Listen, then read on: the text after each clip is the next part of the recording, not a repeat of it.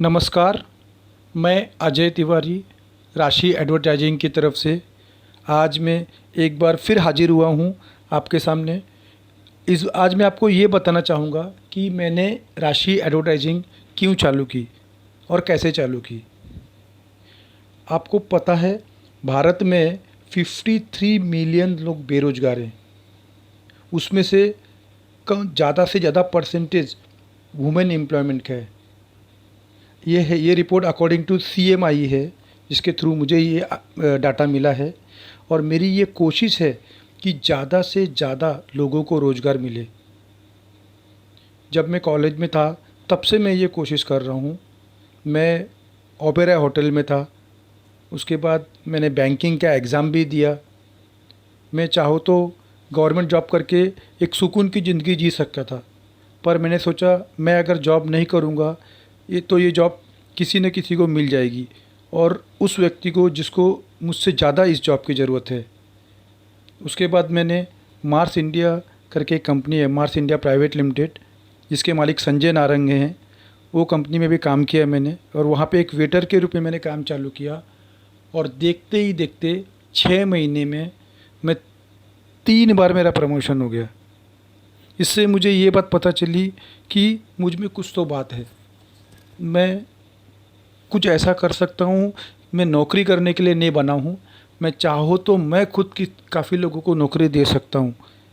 इससे मेरा कॉन्फिडेंस बढ़ा और मैंने नौकरी छोड़ के खुद की एक लाइब्रेरी चालू कर ली। लाइब्रेरी होम डिलीवरी लाइब्रेरी थी, जिसका नाम राशि लाइब्रेरी था। लेकिन थैंक्स टू कोरोना वो बंद हो गई, क्योंकि कॉन्टैक्ट्स उसमें ज़्यादा करके फिजिकल कॉन्टैक्ट था। मैं घर के बिल्डिंग के नीचे बुला के लोगों को किताबें नहीं देता था, उनके घर जाके सामने बैठ के मैं उनको किताबें देता था। तो वो कंपनी बंद करने के बाद मैं ऊबर में लग गया, और उसमें ड्राइवर की नौकरी की मैंने। और ऊबर में ड्राइवर की नौकरी करने से मुझे ये आइडिया मिला कि एक रेफरल इनकम भी एक होती है। जैसे कि अगर मैं ड्राइवर हूँ और मैं किसी और ड्राइवर को यहाँ पे काम पे लाता हूँ, तो मुझे उसके पीछे पैसे मिलते हैं। उस आइडिया से इंस्पायर होके मैंने राशि एडवर्टाइजिंग चालू की। पिछले 4 महीने हो चुके हैं, और बाकी कंपनियां जैसे कि फ़्लिपकार्ट, ऊबर और भी कई कंपनियां हैं जो रेफरल पे आपको इनकम देती हैं, बट वो इनकम एक ही बार देती हैं। तो मैंने सोचा क्यों ना इस इनकम को हर महीने दिया जाए।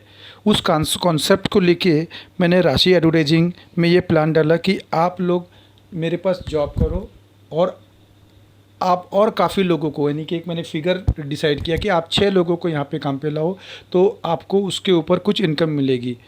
क्योंकि मैं नौकरी दे रहा हूँ, इसलिए मैं सामने वाले से पैसा नहीं लेना चाहता था। फिर भी मैंने देखा कि अगर मुझे उन्हें हर महीने उनको तनख्वाह देनी है, तो मेरे पास भी एक ऐसी साइड इनकम होनी चाहिए, मेरी कंपनी में भी रीपरचेसिंग होनी चाहिए, ताकि मैं उनको ये जो अमाउंट है पगार का 25,000 जो मैंने डिसाइड किया, वो आपको हर महीने दे सकूँ। इसलिए मैंने इसका सब्सक्रिप्शन केवल 10 रुपये रखा। सब्सक्रिप्शन बोलो तो जैसे आप हॉटस्टार, नेटफ्लिक्स या कोई भी चीज़ देखते हो, या जियो का मोबाइल मिलते हो, तो आप हर महीने कुछ ना कुछ पैसे देते हो ना, उसी तरीके से मैंने भी इसमें एक सब्सक्रिप्शन रखा, 10 रुपये का मिनिमम सब्सक्रिप्शन, जो आपको हर महीना भरना है। तो और बचपन से ही मुझे किताबें पढ़ने का बहुत शौक़ था। मुझे जो पैसे मिलते थे, मेरे उम्र के बच्चे लोग पिक्चर जाके देखते थे, और मैं उस पैसे की किताब खरीदता था। उससे मुझे ये फ़ायदा हुआ मुझे कि एक्सपोनेंशियल ग्रोथ के बारे में मालूम पड़ा मुझे। और मैं आपको ये आज एक छोटी सी कहानी बताना चाहता हूँ। आपने कभी माइकल जॉर्डन का नाम सुना है? काफ़ी लोगों ने सुना भी होगा, काफ़ी लोगों ने नहीं सुना होगा। माइकल जॉर्डन को गॉड ऑफ बास्केटबॉल बोला जाता है। जैसे भारत में सचिन तेंदुलकर को गॉड ऑफ क्रिकेट कहा जाता है, वैसे माइकल को गॉड ऑफ बास्केटबॉल कहा जाता है।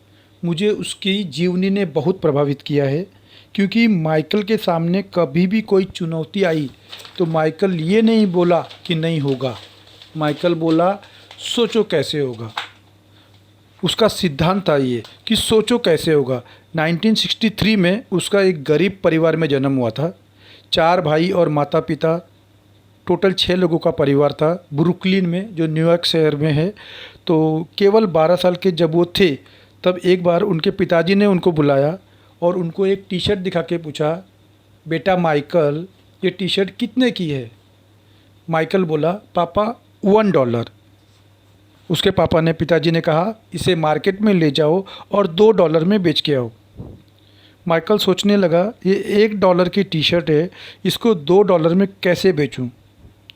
देखिए यहाँ पे उसने ये नहीं सोचा कि नहीं होगा, उसने सोचा कैसे होगा। ये उसकी खास विशेषता थी।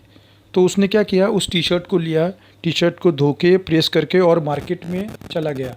उसे पूरे 8 घंटे लगे उस टी शर्ट को बेचने में। टी शर्ट को बेचने के बाद वो घर आया और पिताजी को बोला पापा ये $2 हैं। पिता बोले very good, you did very well. 4 दिन के बाद पिताजी ने वापस उसको बुलाया, माइकल बेटा ये टी शर्ट कितने डॉलर की है। माइकल बोला $1 की। पिताजी बोले जाओ माइकल इसे $20 में बेच के आओ। माइकल बोला $20? ओके पापा, जी पापा। और माइकल वहाँ से चला गया और सोचने लगा कैसे होगा कैसे होगा। तभी माइकल को उसके दोस्त के साथ मिलके एक आइडिया आया और उसने टी शर्ट के ऊपर एक मिकी माउस का स्टिकर को पेस्ट करके उसे वो बाज़ार में ले गया और बाहर जाके जहाँ पे बहुत ही रईसों के बच्चे पढ़ते थे वहाँ बाहर जाकर बोलने लगा ये मिकी माउस की टी शर्ट है, ये मिकी माउस की टी शर्ट है, $20, केवल $20। तब एक छोटे से एक बच्चे ने जिद की और इसके पिताजी ने वो टी शर्ट उसको दिला दी और ऊपर से $5 की उसको टिप भी थी। माइकल बहुत खुश हुआ। वो $25 लेके भागते हुए तुरंत जाके अपने पिताजी के सामने खड़ा हो गया, पापा ये है $25। पिताजी बहुत खुश हुए, बोले Michael very good very good. कुछ दिन के बाद उसके पिताजी ने फिर उसको बुलाया और कहा माइकल बोला जी पापा। पिताजी बोले बेटा ये डॉलर लास्ट टाइम तुमने कितने की ये टी शर्ट तुमने लास्ट टाइम कितने की बेची थी। माइकल बोला $20।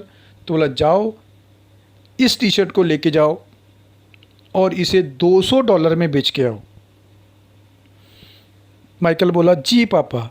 देखिए फिर उसने ये नहीं बोला ये कैसे होगा, $1 की टी शर्ट को मैं $200 में कैसे बेचूंगा। उसने कुछ नहीं किया, सोचने लगा कैसे होगा कैसे होगा कैसे होगा। उस वक्त जब हम अपने दिमाग को बोलते हैं ये कैसे होगा तो हमें ऑप्शन मिलने चालू हो जाते हैं और कई रास्ते खुल जाते हैं। जब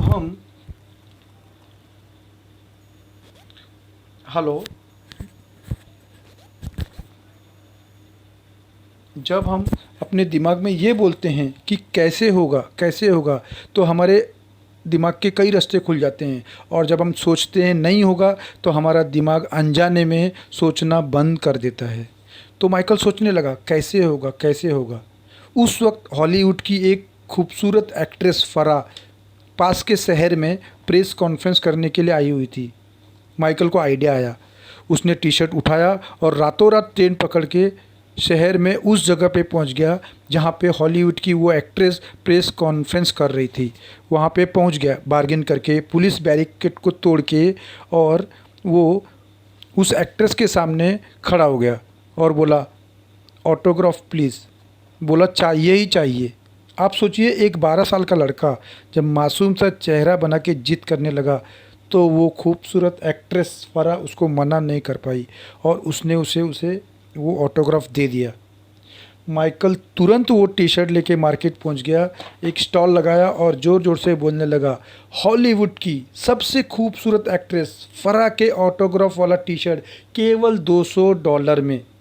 देखते ही देखते तुरंत वहाँ भीड़ जमा हो गई। कोई बोला $300, कोई बोला $400, कोई बोला $500, एक आदमी बोला $1000। अचानक पीछे से एक आदमी बोला $2000, ये टी शर्ट मैं ही लेके जाऊँगा। और वो जो टी शर्ट है वो व्यक्ति ने $2000 की ले ली। वो $2000 लेके माइकल भागते भागते घर पे गया और पिताजी के हाथ में वो $2000 दे दिए। पिताजी ने देखा कि जब उसके बेटे ने ये इतना कारनामा कर लिया, उनकी आंखों से आंसू आ गए। बोले बेटा अब तो ज़िंदगी में कुछ भी कर सकता है। और यही हुआ। 12 साल के बाद ये 12 साल का ये बच्चा आगे जाके गॉड ऑफ बास्केटबॉल के बारे में फेमस हुआ। और मैं आपको ये कहानी क्यों बोल रहा हूँ? क्या मैं इसलिए बोल रहा हूँ ताकि आप राशि एडवर्टाइजिंग में 6 लोगों को काम पे ला सकें? नहीं। इसलिए नहीं। मैं चाहता हूँ आप किसी भी फील्ड में हो, चाहे आप स्त्री हो या पुरुष हो, जब भी आपके सामने कोई चुनौती आए तो अपने आप से कहना कैसे होगा, सोचो कैसे होगा, और आप देखोगे कि चमत्कारिक तरीके से आपका प्रॉब्लम सॉल्व हो जाएगा। प्रॉब्लम को प्रॉब्लम की तरह मत देखो, एक चैलेंज की तरह देखो, रास्ते अपने आप खुलेंगे। वीडियो देखने के लिए आपका बहुत बहुत धन्यवाद। कृपया लाइक और कमेंट ज़रूर करना ताकि मुझे मोटिवेशन मिले और मैं इससे भी अच्छे अच्छे वीडियो आप तक पहुंचा सकूं। धन्यवाद। आपका दिन शुभ हो।